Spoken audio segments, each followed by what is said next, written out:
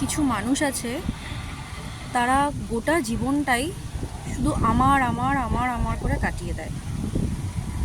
তারা বোঝেই না যে এই জীবনটা ছাড়া কিছুই কারোরই নয়।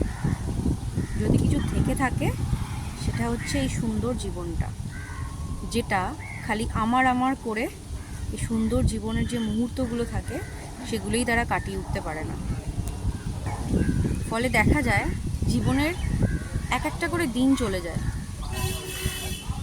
কিন্তু ওই যে একটা সুপ্ত অহংকার এই আমার থেকে বেরিয়ে না আসতে পারা মানুষগুলো এই সুন্দর জীবনটাকে উপভোগই করতে পারে না।